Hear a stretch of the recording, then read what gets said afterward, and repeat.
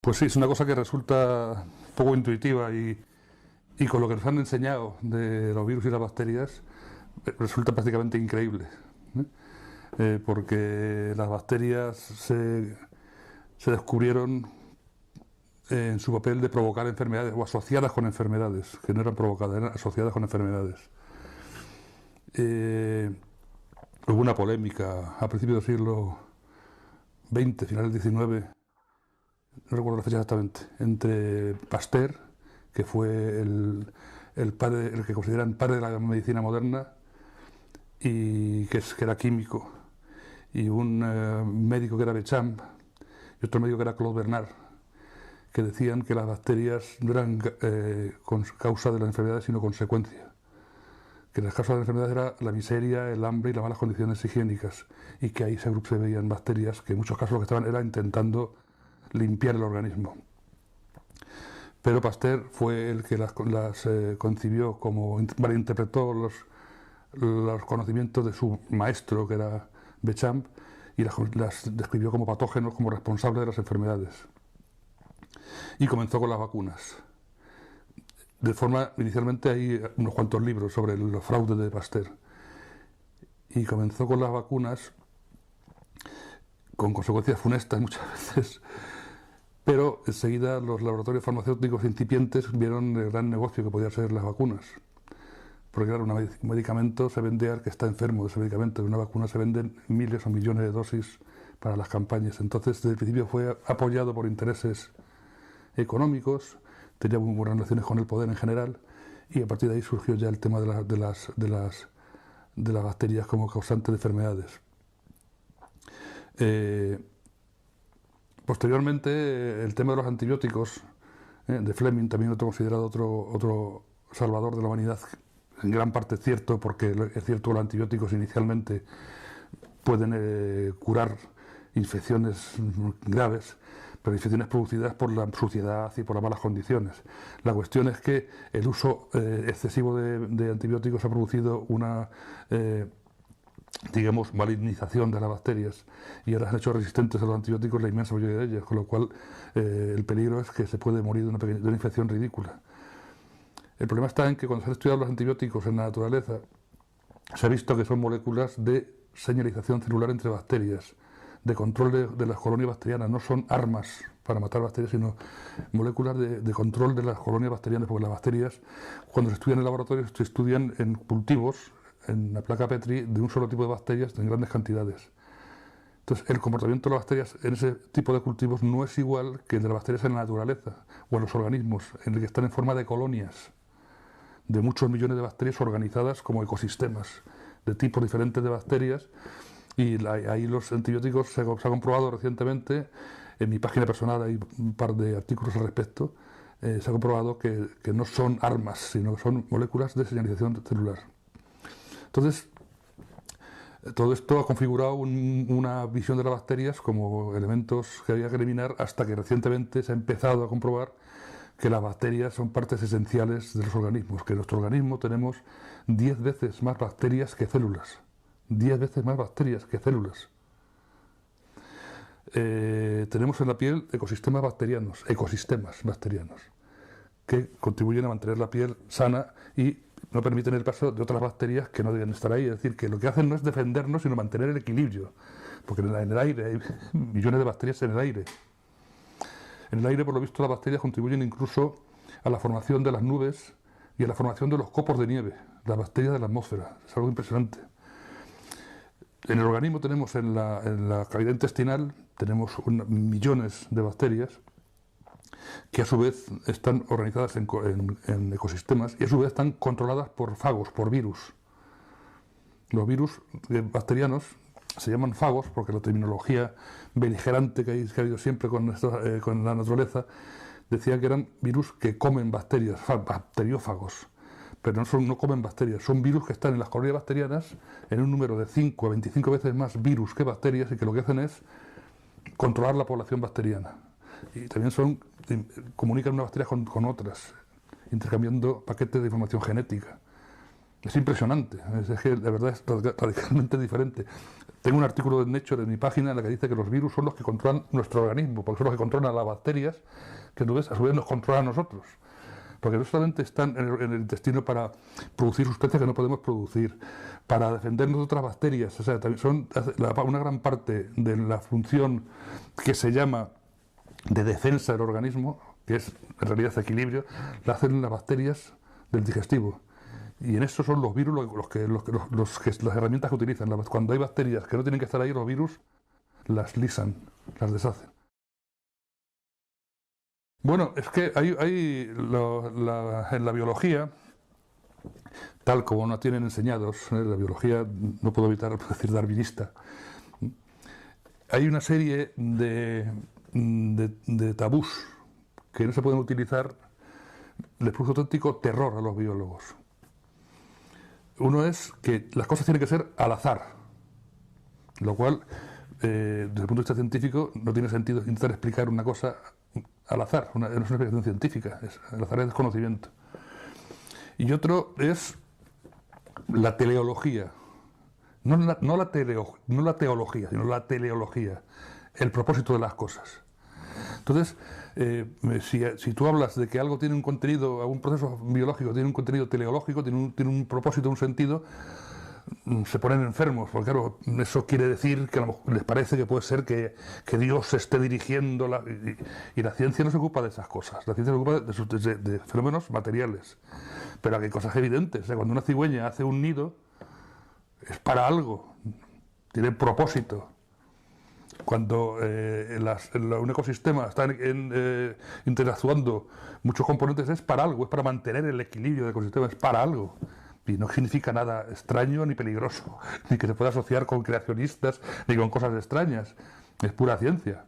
Entonces, efectivamente, si nosotros vemos nuestro organismo científicamente, en conjunto, cada persona, cada ser humano es una especie de universo poblado por millones, por miles de millones de pequeños seres que están organizados en ecosistemas funcionando para mantener el equilibrio de ese organismo.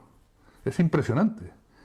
A mí es una cosa, a mí hay muchas cosas en la biología que me dejan boquiabierto, porque nos han enseñado a pensar en la biología de forma muy tonta, ¿no? Con algo muy tonto, muy mecánico, muy tonto. Las polillas de abedul, mueren las blancas, quedan las negras. Eso es la selección natural, y eso con el tiempo y la evolución. Dice, pero bueno, con el tiempo, vamos a ver, sigue pensando. Las que quedan negras estaban antes, que tiene que ver eso con las reorganizaciones morfológicas. Nos han enseñado a pensar de forma muy simple, ¿no? Y muy mecanicista, y muy reduccionista, que el reduccionismo es bueno para estudiar las cosas, pero no para interpretarlas. Para interpretarlas hay que interpretarlas de una forma holística, globalmente.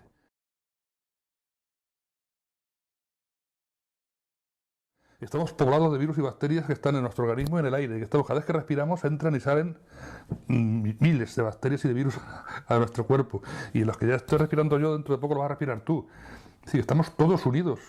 Vivimos en el mar, hay 10.000 millones de virus por litro. Y 1.000 y pico millones de bacterias por litro de agua. En el mar lo que hacen los virus es controlar la base de la red trófica marina, porque las algas y las bacterias, si tienen alimento, pueden crecer indefinidamente, acabar tapando la superficie del mar, no dejan que la luz penetre y pueden matar la vida debajo del mar. Entonces los virus marinos lo que hacen es, como son inertes, están flotando en el mar, cuando hay demasiadas bacterias y demasiadas algas, pues las destruyen. Con lo cual, hasta que ya aclara el agua y dejan pasar también los rayos de luz. Y ya como ya está más lejos, ya los virus no pueden infectarlas. Pero es que, digo infectarlas, no puedo evitar la terminología darwinista, no pueden destruirlas, que es su función.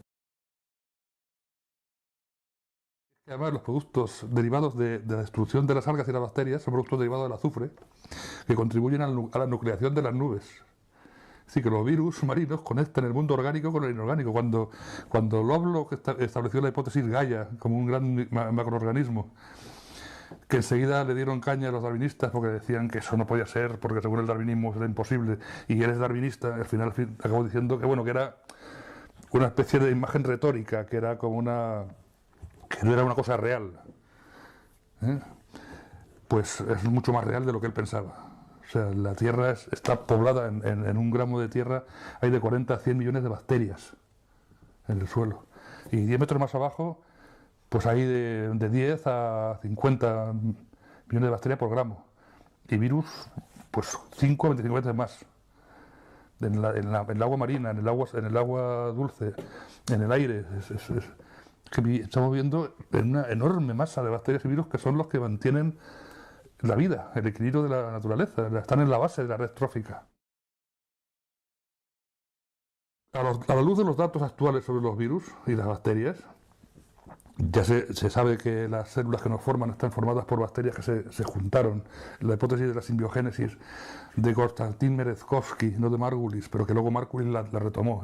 Esto es de un ruso del siglo XIX, que fue el que emitió la hipótesis de que las células están formadas por unión de protocélulas, que entonces no se conocían las bacterias. Están formadas las células por bacterias que se han unido unas dentro de otras. O sea, nuestras células son bacterias más o menos modificadas. Pero hay características de nuestras células que no tienen las bacterias, que fueron aportadas por virus. Se ha visto, actualmente ya hay estudios que apoyan claramente la idea de que los cromosomas lineales, los telómeros y las telomerasas, la separación de la transcripción de la translación, el ARN fue aportado por virus a las bacterias. Y a partir de ahí, todos los genes que forman nuestros genomas, los nuestros y todos los tejidos, han sido aportados por virus. En nuestros tejidos se expresan, hay una enorme cantidad de secuencias de nuestro genoma que es de origen viral. Virus insertados, que sus secuencias se insertan en el ADN, se colocan ahí y forman parte del ADN, y sus proteínas que producen son proteínas que forman parte de la célula.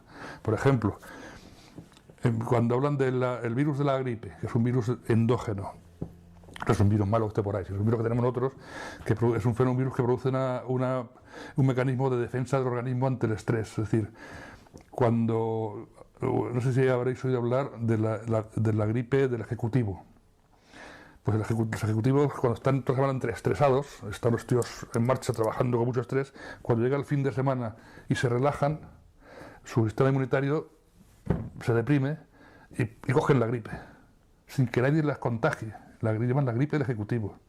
La gripe es un mecanismo del organismo para decirte, cálmate, descansa, vete en la cama una semanita y descansa, y ya verás como, porque no hay ninguna cura más que estar en la cama una semana para la gripe.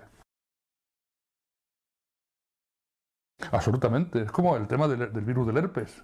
El virus del herpes, hay varios herpes virus, pero uno de ellos, el virus del herpes 6 creo que está insertado en los telómeros de los cromosomas. Es un virus endógeno que está, y cuando estás estresado, ¡plaf!, pues se activa y cuando se produce la pupita. Entonces, en los tejidos se están expresando continuamente virus, hay virus endógenos que están produciendo sus cosas. Iba a decir el de la gripe. Cuando hablan de los virus de la gripe H1N1, H1N5, quiere decir hemaglutinina neuramidasa. Son proteínas de la cápsida del virus. Esas proteínas son parte de proteínas del organismo humano, han entrado y funcionan. Me puse a buscar y resulta que la neuramidasa es una proteína que está relacionada con el desarrollo y el mantenimiento de la vaina de mielina de las neuronas. Por eso, cuando hicieron el Tamiflu, que es un antiviral, una antineuramidasa, en Japón se produjeron suicidios de niños y muchos problemas neurológicos de niños. En Inglaterra también se produjeron problemas graves de comportamiento en niños por tomar el Tamiflu, y hasta que la prohibieron en Inglaterra, el Tamiflu. Porque lo que ataca son a componentes del virus que son parte del organismo.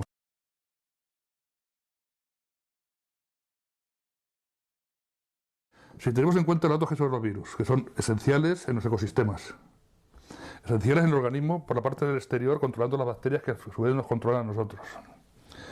Esenciales son parte de nuestro genoma, son la construcción de nuestro genoma. O sea que ahora es difícil de explicar así, pero si tú vas buscando los elementos móviles, elementos transponibles, los lines, los cines, lo que es todo el genoma, su origen es viral.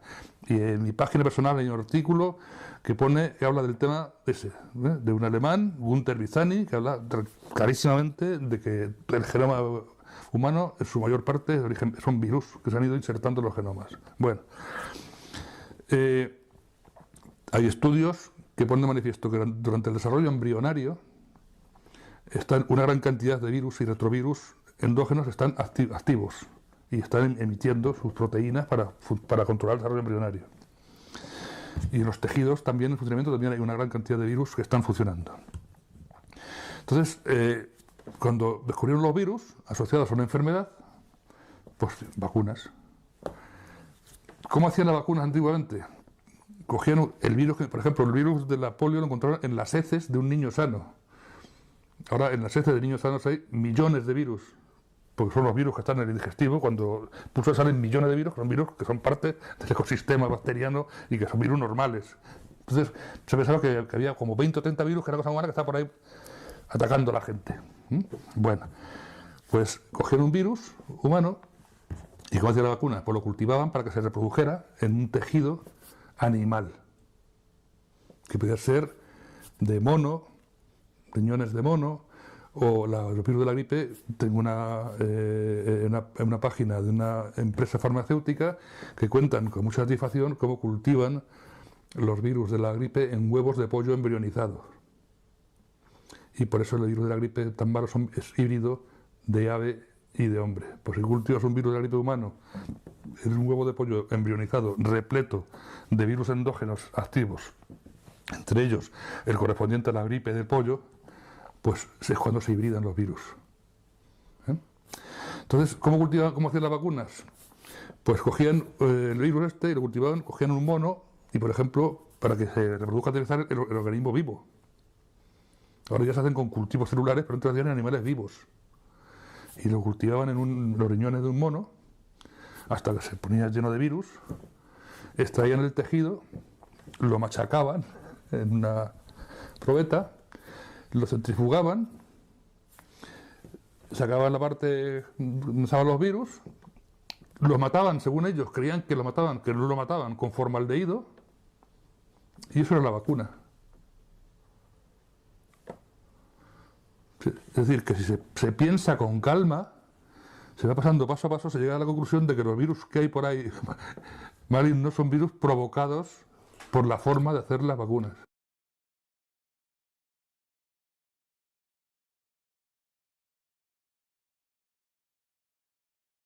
Si tú miras al mundo, ves que algo hemos hecho muy mal.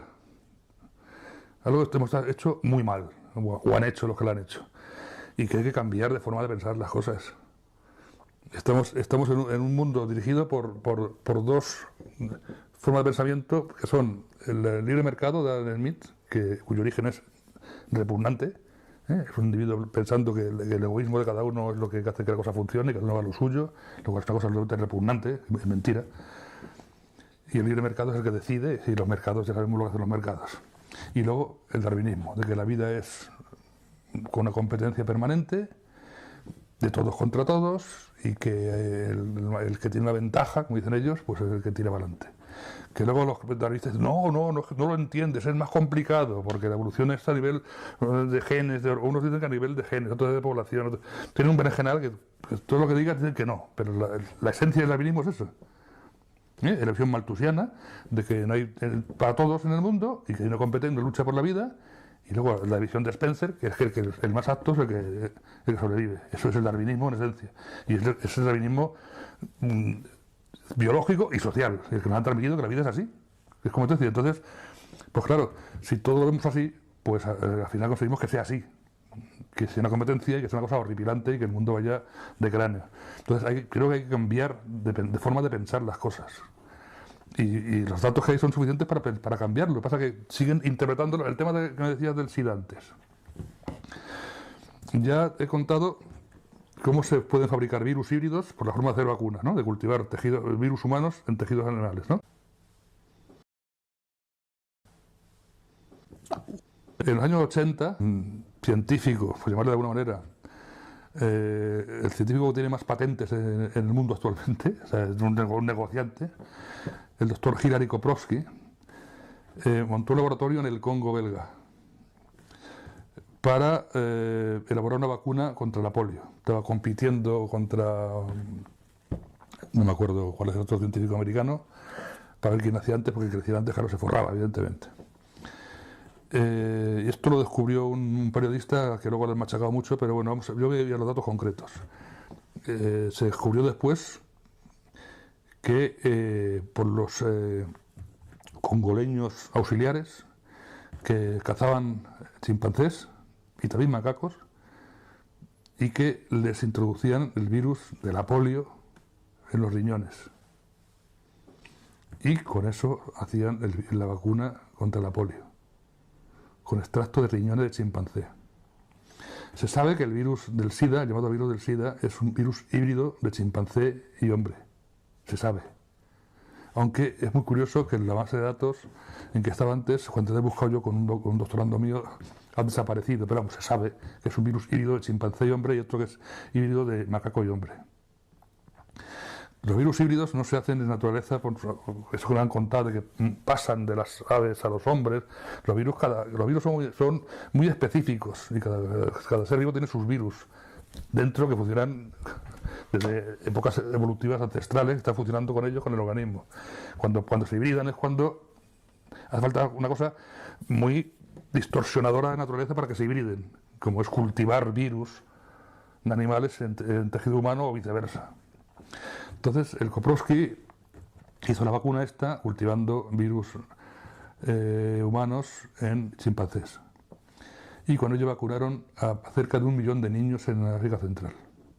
Pues sabes que África se ha usado siempre por laboratorios farmacéuticos como laboratorio para experimentar. También en España, en la época del franquismo, se utilizó. También en Sudamérica. Utilizaban como experimento para que antes de su país poner las cosas, lo hacían aquí, pues si moría la gente, pues se moría y ya está. Entonces, pues ahí, siguiendo la pista, pues ahí es donde apareció el SIDA. Hay una enorme confusión, porque claro, los virus del SIDA son virus endógenos humanos que posiblemente tengan su sitio de inserción en los leucocitos. Y eso dicen que es el reservorio. Cuando meten antirretrovirales y desaparecen los virus del SIDA, dicen que al cabo del tiempo aparecen otra vez porque están se refugian en un reservorio. No es un reservorio, es su sitio habitual en los organismos. Pasa que ahora está hibridado y ahora se ha convertido en patógeno. Claro, hay un follón tremendo, hay gente que habla de que el SIDA no existe, hay gente de que, porque además han ocultado los datos en el banco de datos de genéticos, ha desaparecido los datos del SIDA. Cuando yo los busqué, por lo menos no los encontré. Porque, claro, para un científico darse cuenta de que una cosa tan terrible como esa ha sido producida por ellos mismos debe ser una cosa terrorífica. Y por eso hay tanta confusión. Entonces, pues yo quizá les parezca un poco irresponsable hablar así tan claramente, pero yo creo que sinceramente tengo la obligación de aportar lo que yo he visto. Es decir, si estamos repletos de virus, que son parte de nuestros genomas. Tengo datos científicos que demuestran que al hacer una vacuna cultivando virus humanos en tejidos animales o en embriones animales se hibridan los virus, pues siguiendo la pista llegas hasta la pista de Koprowski y llegas a esa conclusión. Sí. Quizá no sea toda la verdad, pero es una gran parte de la verdad, seguro que es. Darwin, el pobre hombre, no tenía muchas luces y la evolución ya se conocía, se había estudiado anteriormente, se estaba estudiando en Europa. O sea, el tema que nos han contado es un cuento chino. El Darwin, el hombre, tenía un cacao mental tremendo y si lees los libros te das cuenta de que Darwin estudió la evolución estudiando palomas. Que dice que pensando que convenía dedicarse a algún grupo en concreto se dedicó a la cría de palomas. Extrapoló la selección de los ganaderos a la naturaleza, lo cual es absurdo, o sea, es ridículo, porque la naturaleza no selecciona nada. Los ganaderos, eso sí que es teleológico, ¿no? De pensar que la naturaleza es algo, un ente que selecciona para que sobreviva el más apto.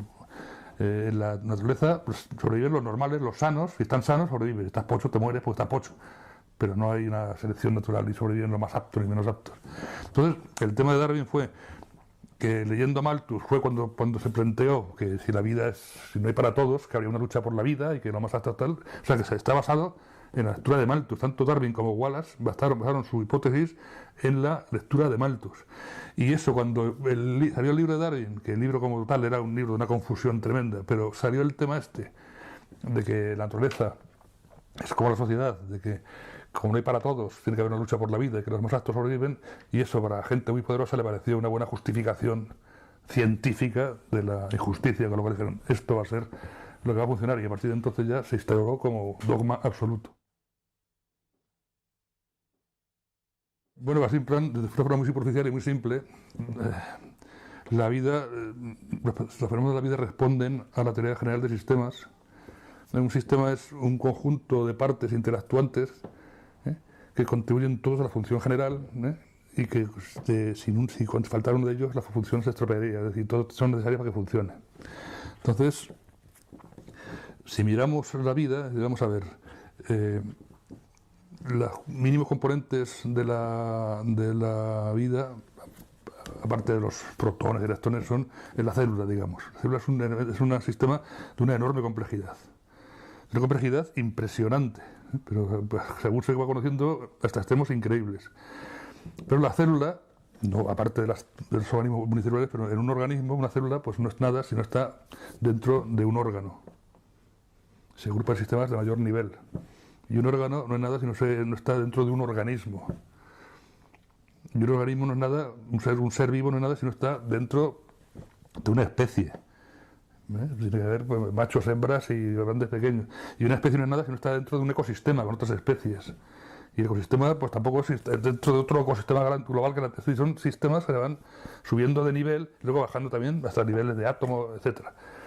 Entonces, los fenómenos de la vida son sistemas complejos en los cuales todos los componentes son básicos para su funcionamiento. Y en un ecosistema todos sus componentes son esenciales.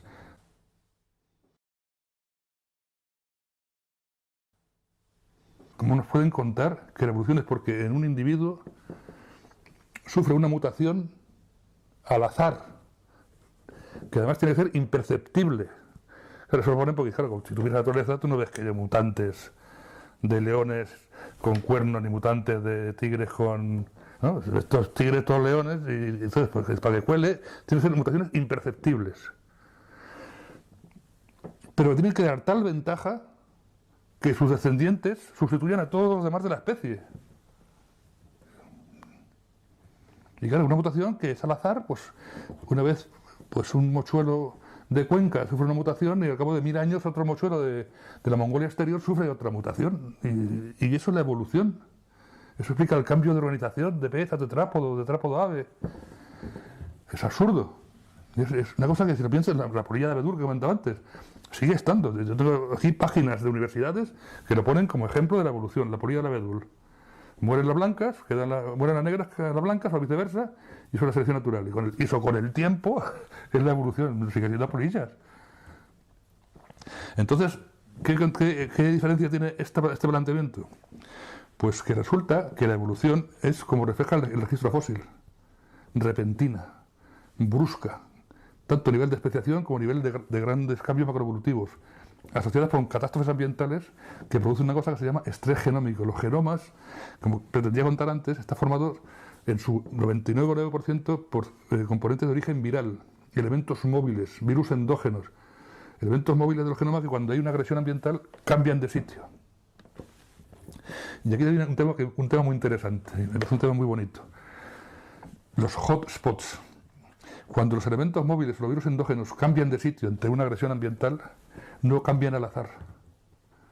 Hay hotspots, puntos calientes, sitios donde tienden a ir.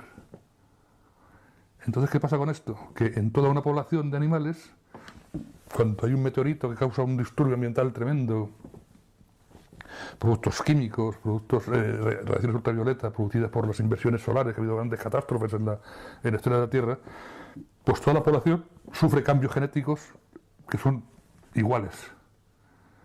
Y bruscamente aparece una población nueva con características diferentes. ¿Qué pasa con esto? Que la evolución es un fenómeno colectivo. No es individual ni por competencia, sino reacción de los genomas al entorno, ¡plaf! Y un salto evolutivo. Esto tiene componentes muy interesantes que me hacen pensar mucho, porque hay un artículo que está en mi página de la Max Planck de unos científicos, Lonin y Seidler, creo que es, Lonin y Seidler, que hablan de elementos transponibles y evolución, que dice que esto parece indicar que era una variabilidad parcialmente predeterminada, que la variabilidad de los seres vivos no es al azar, sino que está dentro de unos márgenes. O sea que la naturaleza sigue unas leyes, no me gusta llamarlas leyes, unas normas, unos patrones.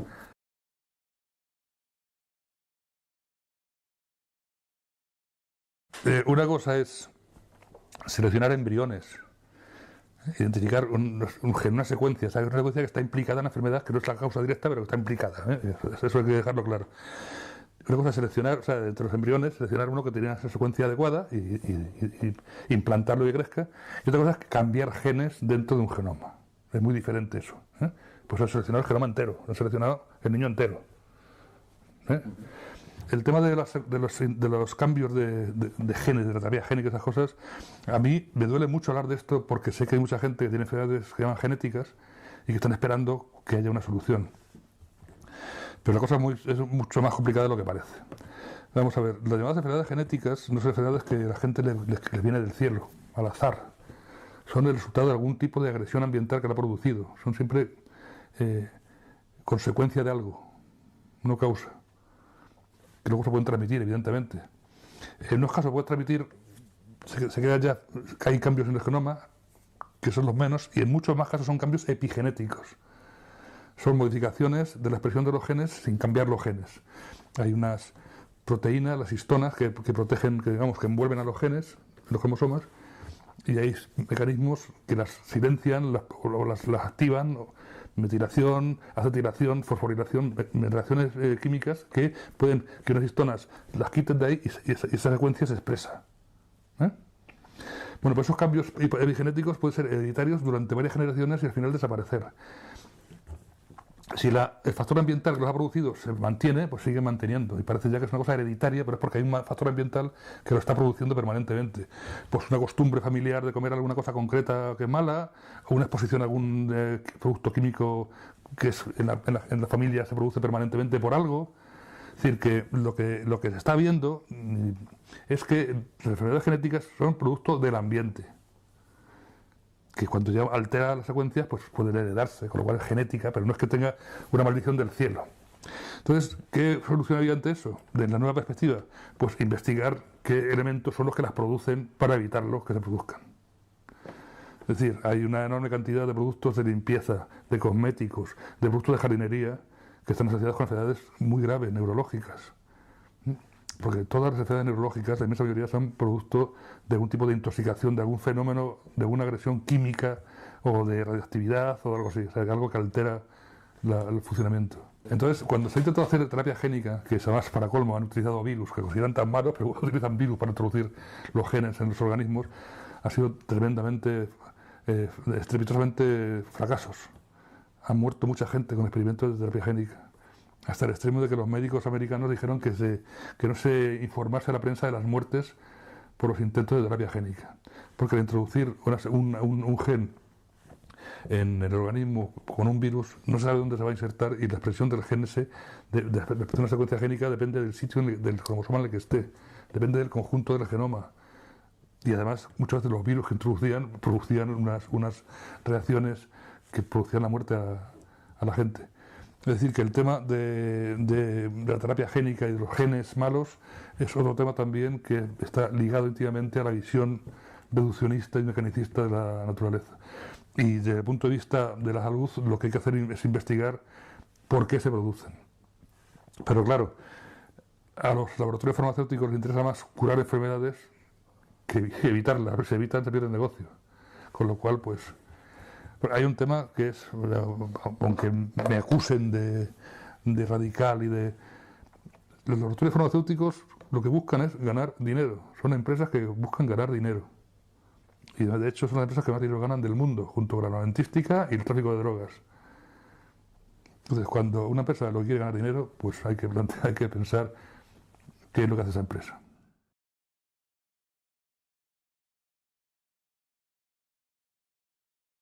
La impresión que da a mí es que el hombre es un organismo muy especial dentro de los sistemas complejos que forman la vida, y los sistemas complejos tienden a tendencia a un aumento de complejidad. Cuando la evolución de los sistemas complejos es cuando hay una destabilización, cuando es pequeña, pues se adaptan, son adaptativos, se adaptan pero cuando es muy grande se desestabilizan y tiene una respuesta que es binaria, un derrumbe catastrófico o un salto en el nivel de complejidad. Esto se ha visto porque los sistemas complejos tienen una tendencia intrínseca a generar patrones de comportamiento global. Como un ecosistema se destruye por una gran agresión ambiental, pero se reorganiza porque si tiene que haber herbívoros, si tiene que haber carnívoros, si tiene que haber productores primarios y bacterias, entonces se vuelve a reorganizar. Y a veces parece ser que con tendencia a ser con más complejidad que la anterior. Entonces, dentro de la evolución, yo tengo la sensación de que el cerebro humano es el máximo nivel de complejidad que se ha alcanzado. No hay más que ver alrededor esto.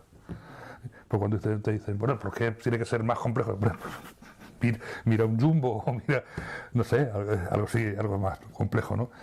Entonces, yo pienso que el hombre pues, ha llegado a un nivel que tiene la capacidad de llegar incluso a destruir la vida en el planeta. O sea, para que se vea hasta qué punto ha llegado la complejidad a un extremo tan tremendo. Entonces, yo tengo la sensación de que si la evolución es como parece ser, si hay una gran crisis tremenda en la Tierra, puede haber un salto mayor de la evolución y que se salte hacia un nivel más elevado.